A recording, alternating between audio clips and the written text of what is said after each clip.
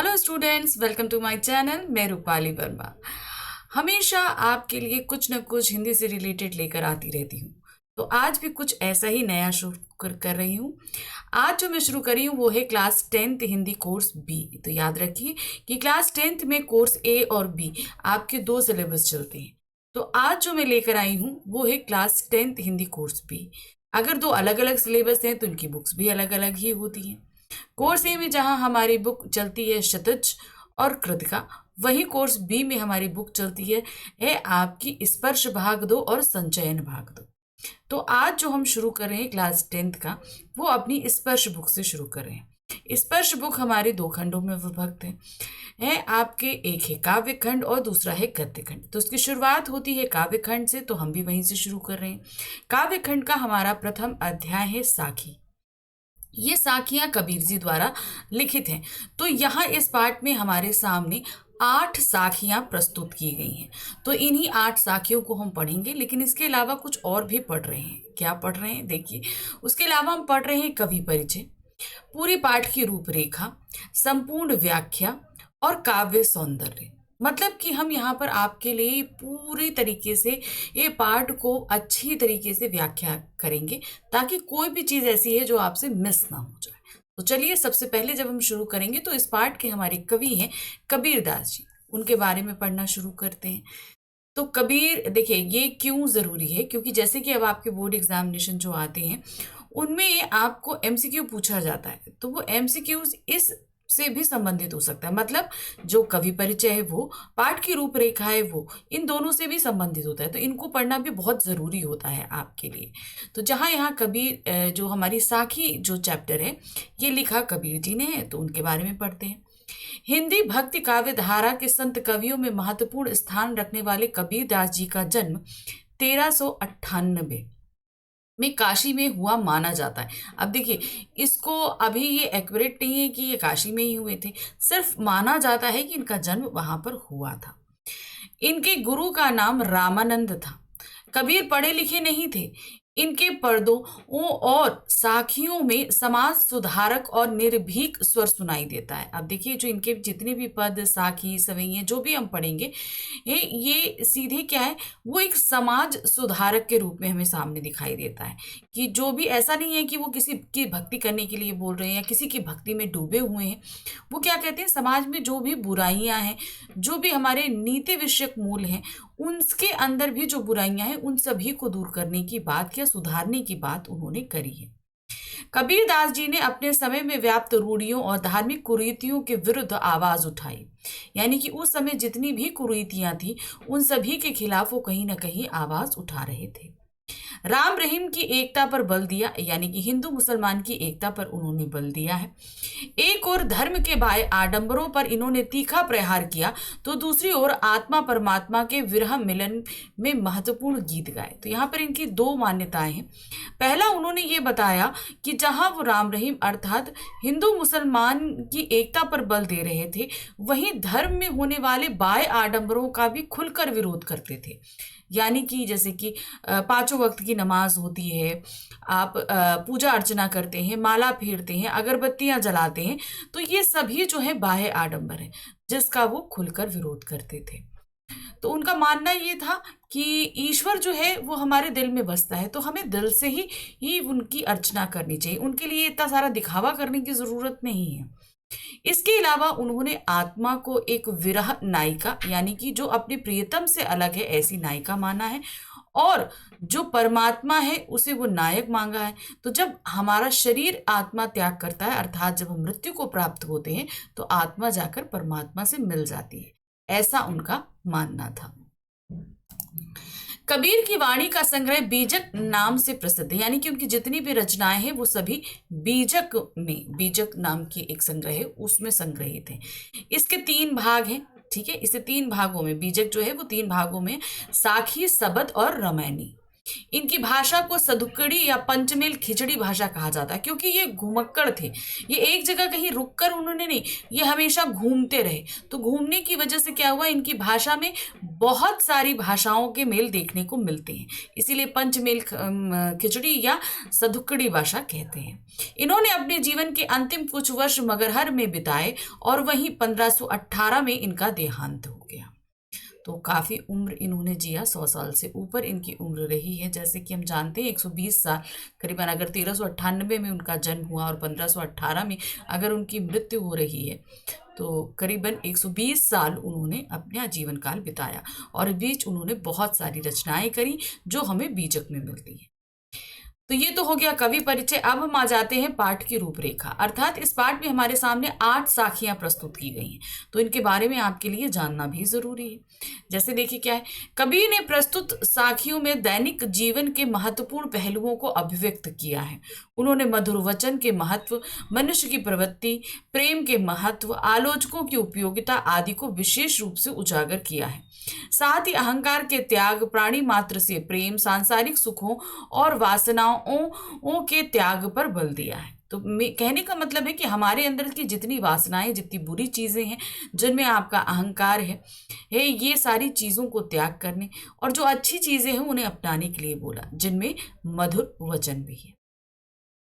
कबीर ने ईश्वर के प्रति प्रेम की उस प्रक्रिया को भी प्रदर्शित किया है जिसके विरह में साधक का जीवन निरर्थक होता है, अर्थात वो प्रभु के भक्ति में उन्होंने अपने आप को लीन करने की बात कही है कि उनकी भक्ति के बगैर हमारा जीवन कुछ भी नहीं है।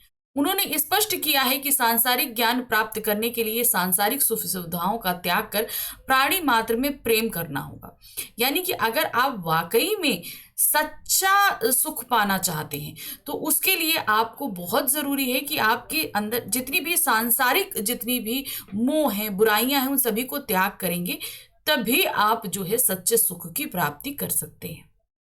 इस प्रकार प्रस्तुत साखियों के माध्यम से कबीर ने जन सामान्य को सीख देने का प्रयास किया है कि मतलब देखिए, साखियों का मतलब ही है कि आपको सही सिखाना। इन सभी के माध्यम से वो हमें बहुत सारी नई चीजों को सिखाने का कार्य कर रहे हैं। अब आ जाते हैं हम अपनी साखी पर। तो हमारे पास 8 साखियां हैं, ठीक है, तो ध्यान से देखिएगा।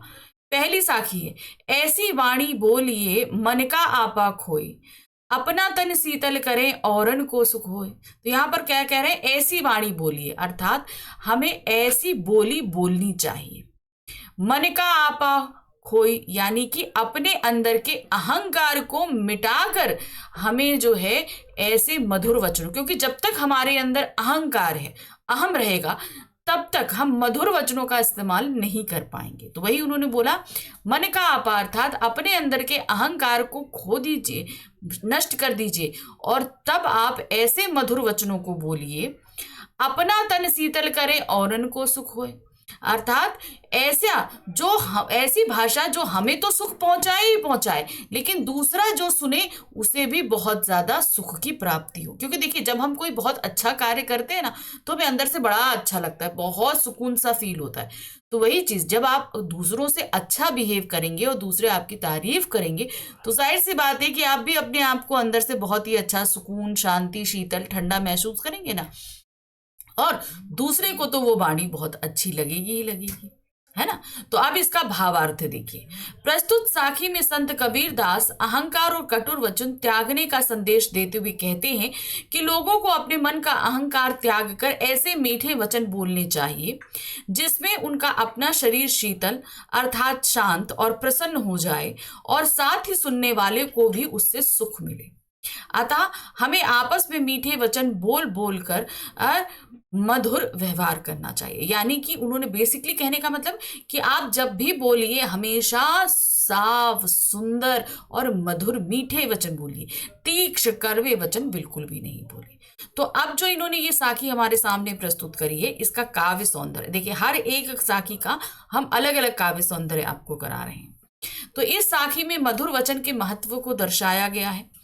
वाणी बोलिए में अनुप्रास अलंकार है, देखिए बा और बा होने के कारण यहाँ पर क्या है, अनुप्रास अलंकार है। सदुकड़ी भाषा अर्थात उपदेश देने वाली साधुओं की खिचड़ी भाषा का प्रयोग हुआ है। साधु बोलते हैं ना हम लोग को, जो आप अगर सत्संग वगैरह में जाते होंगे तो हमेशा अच्छे कर्म अच्छी चीजें करने के लिए बोलते हैं, तो वैसी ही भाषा का प्रयोग यहाँ पर किया गया है। प्रस्तुत साखी में सरल एवं सहज भाषा का प्रयोग हुआ है और भाषा भावों की अभिव्यक्ति करने में पूर्णतः सक्षम है। यानी कि ये भाषा ऐसी है कि जो कबीरदास बोल रहे हैं वो हमें पूरी तरीके से समझ में आ रहा। अब आते हैं दूसरी हमारी साखी पर।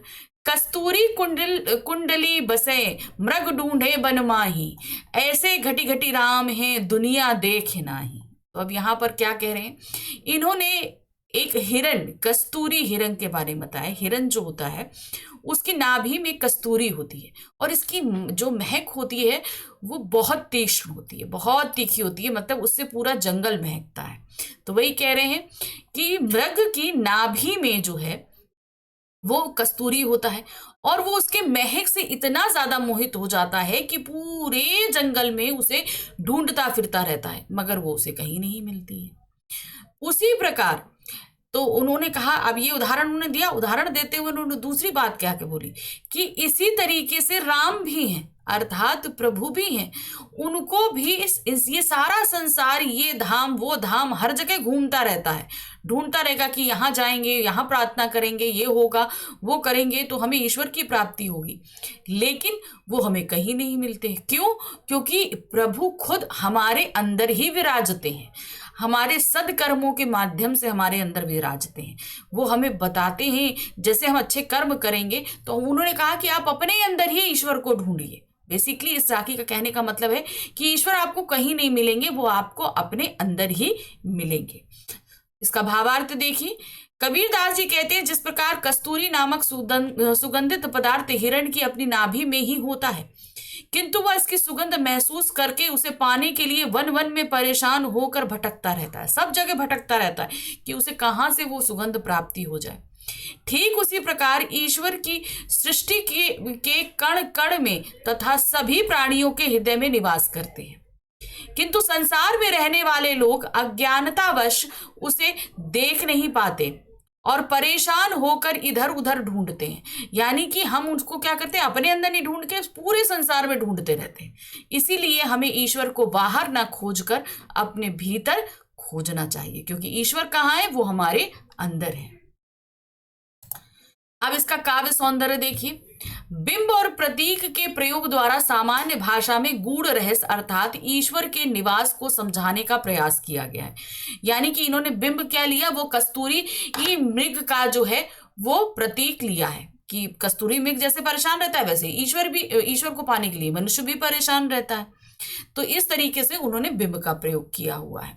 कस्तूरी कुंडली और दुनिया देखे में अनुप्रास अलंकार है। देखिए कस्तूरी में काका है और दुनिया में दादा होने की वजह से अनुप्रास अलंकार है, जबकि घटी घटी में पुनरुक्ति प्रकाश अलंकार है। घटी घटी शब्द क्या है, यहाँ पर एक ही शब्द दो बार आया है लेकिन दोनों बार ही उसका अर्थ सेम है, इसलिए यहाँ पर पुनरुक्ति प्रकाश अलंकार है।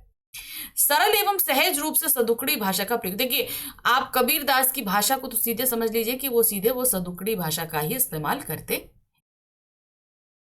अब आ जाते हैं हम अपनी तीसरी साखी पे। यहाँ क्या दिया गया है, जब मैं था तब हरि नाही, अब हरि है मैं नाही, सब अंधियारा मिटी गया जब दीपक देख्यो माही। तो अब यहाँ पर क्या कह रहे हैं, जब मैं था तब हरि नहीं, अर्थात जब मेरे अंदर अहंकार था तब ईश्वर मेरे अंदर नहीं था, अर्थात मैं तब तक ईश्वर को नहीं पा सका।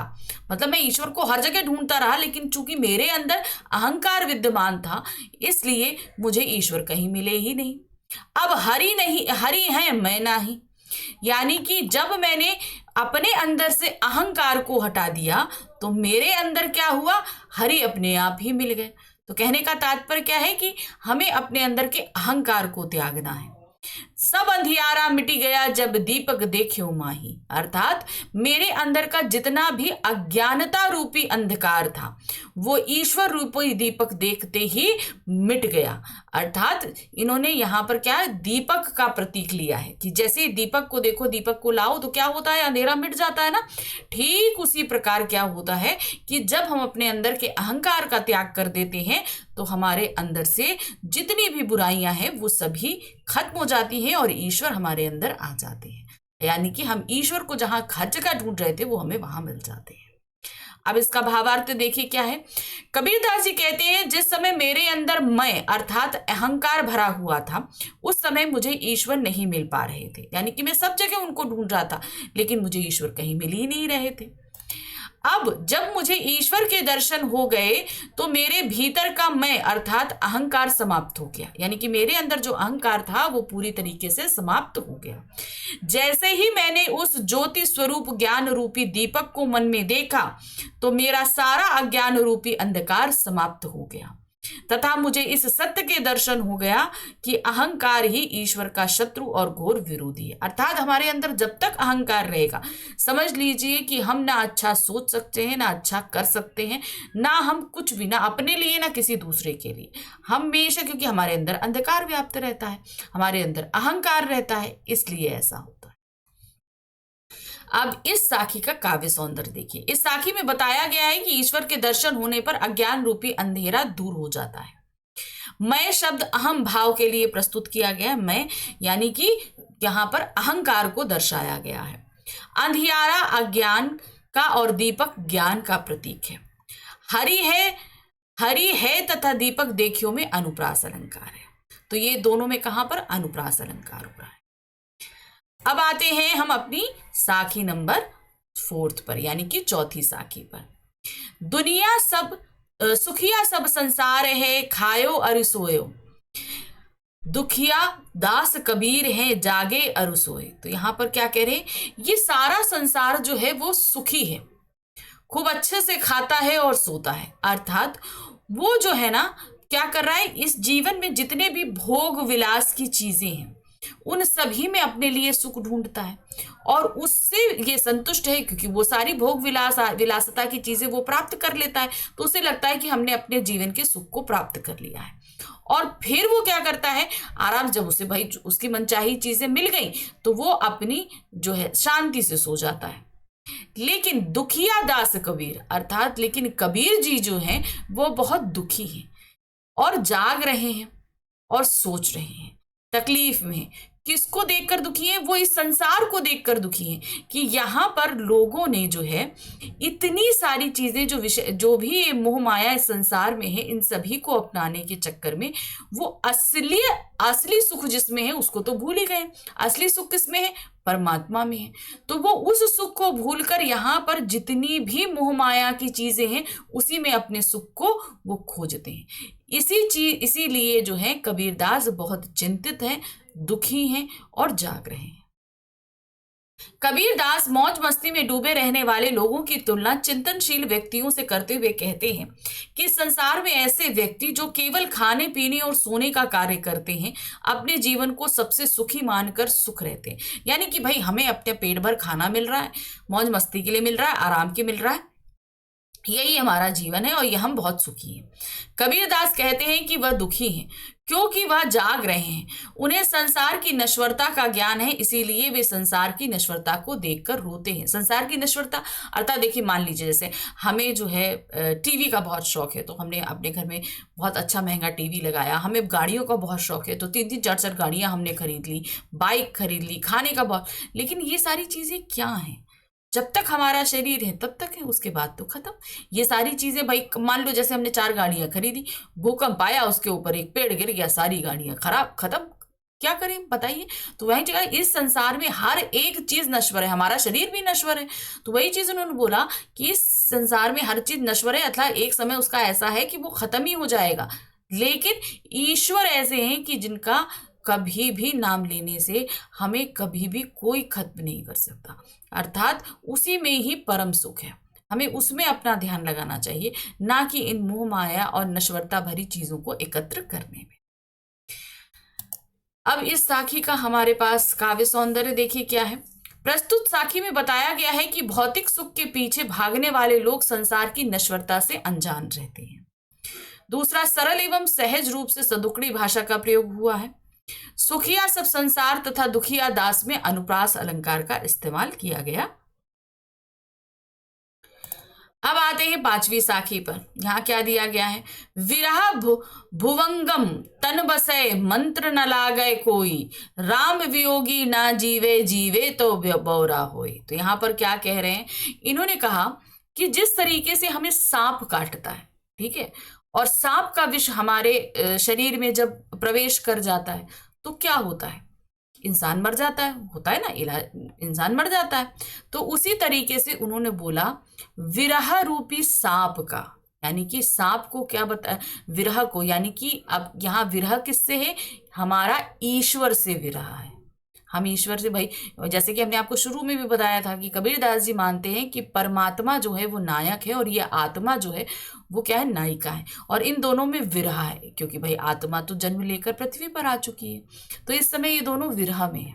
तो वही चीज उन्होंने बोला कि जो विरह रूपी सांप है, अर्थात आत्मा और परमात्मा का जो विरह हुआ है, इस विरह रूपी सांप का जो विष है जब ये तन पर चढ़ जाता है तो किसी तरह का मंत्र काम नहीं करता, यानी कि तकलीफ ही होती है, दुखी होता, कुछ नहीं होता। और इस विष का या तो निवारण है, या तो हम अपने नायक से जाकर मिल लें, यानी कि ईश्वर से मिल लें। लेकिन अगर हम ईश्वर से नहीं मिलते हैं, तो अगर ऐसा व्यक्ति जिसको इस सांप ने काट लिया है वो नहीं मरता है, यानी कि वो अब नहीं मरेगा, तो आत्मा से, परमात्मा से मिलन नहीं होगा।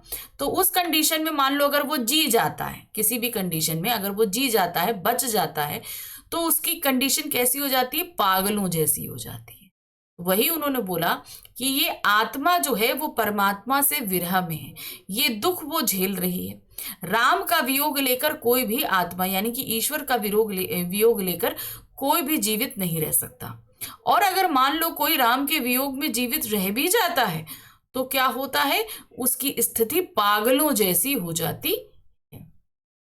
कबीरदास कहते हैं कि जिन व्यक्तियों के शरीर में परमात्मा अर्थात राम का विरह वियोग रूपी सांप बस जाता है, यानी कि हमें ईश्वर के प्राप्ति हमें चाहिए लेकिन वो हमें मिल नहीं रहे हैं, वो विरह हम झेलते हैं, तो उनके बचने की कोई आशा या कोई उपाय शेष नहीं रह जाता। ऐसे व्यक्ति किसी भी कंडीशन में बच नहीं सकते हैं।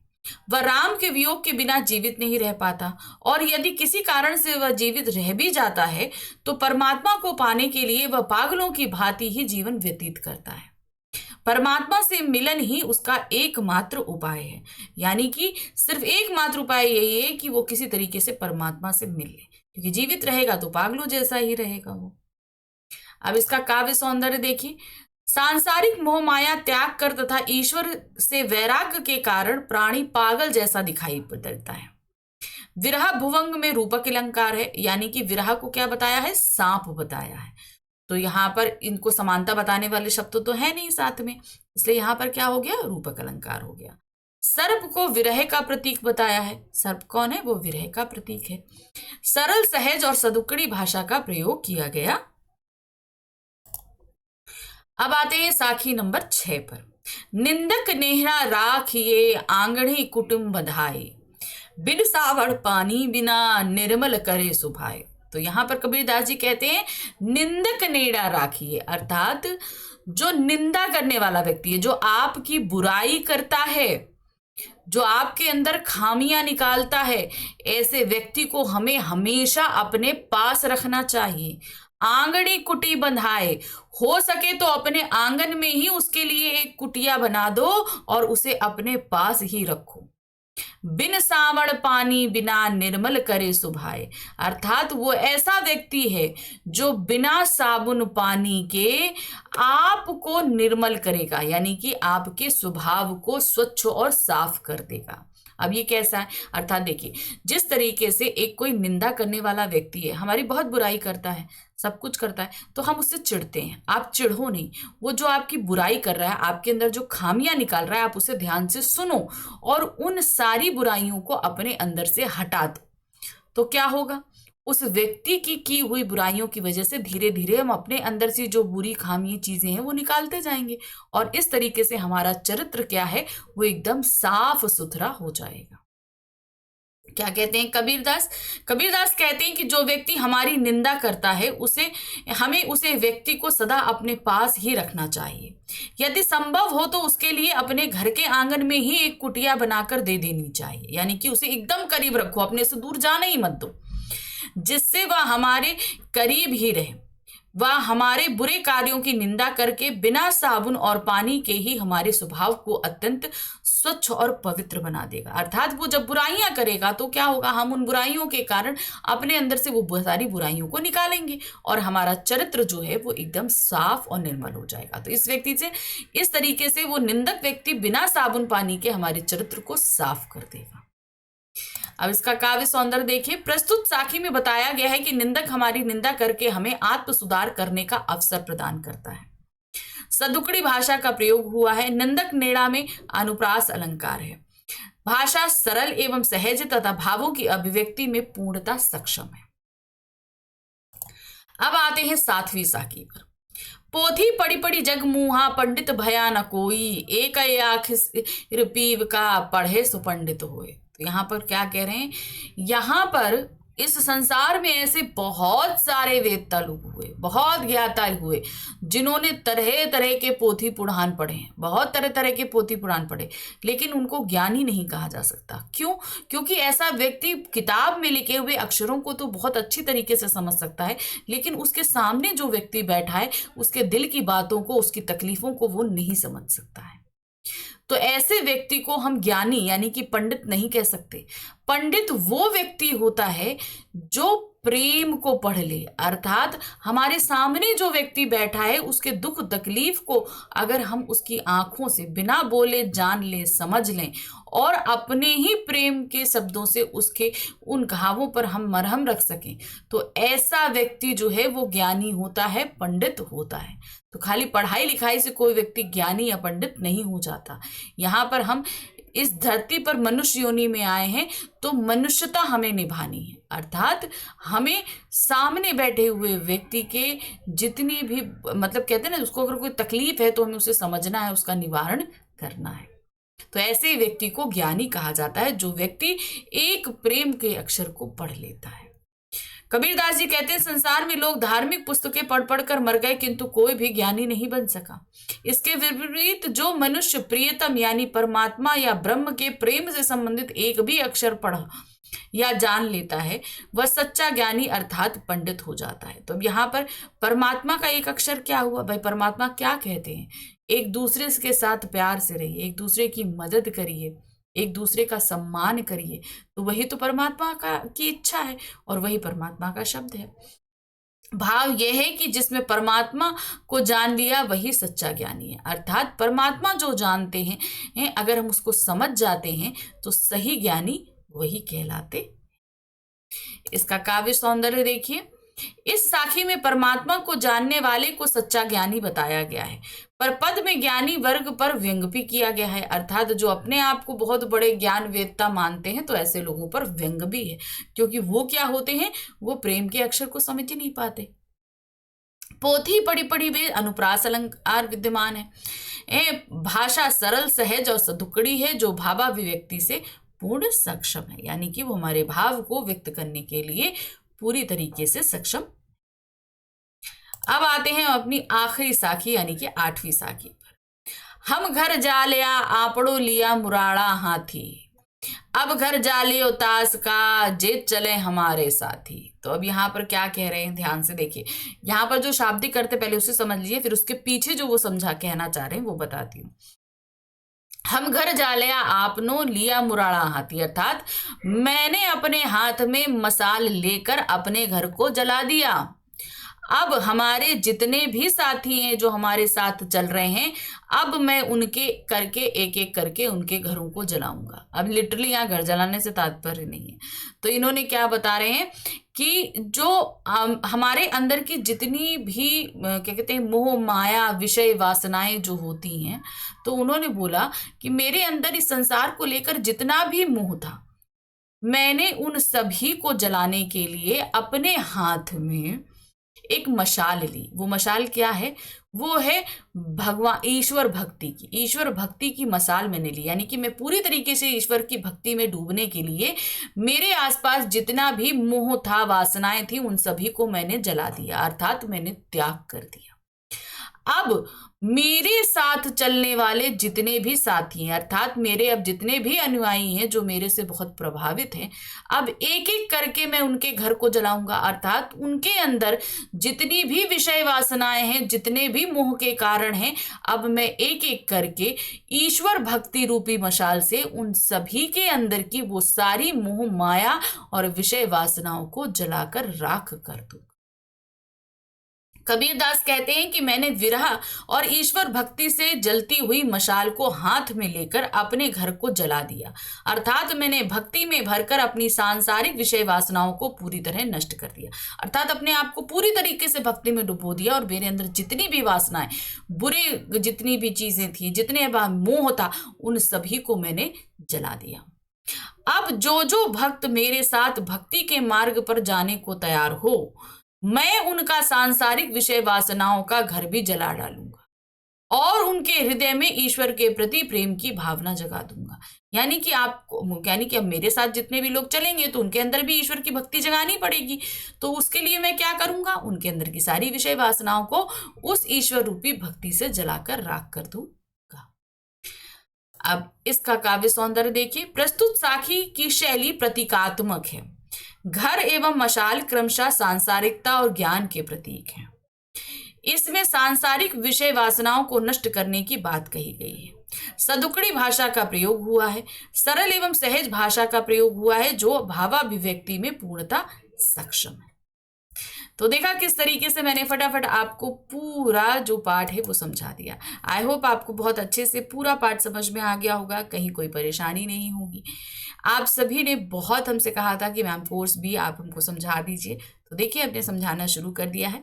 ध्यान से देखिए, एग्जाम में बहुत कम समय बचा है तो हमें ध्यान से सारी चीज़ों को पढ़ना है। तो एक एक करके डेली आपके लिए एक चैप्टर आ रहा है। ध्यान से देखिए, पढ़िए, समझिए और अच्छे से प्रिपरेशन करिए। तो मिलते हैं नेक्स्ट चैप्टर में, जिसमें हमारे पास में रहेगा मीरा जी के पद, उन्हें हम समझेंगे। Thank you for watching, bye bye.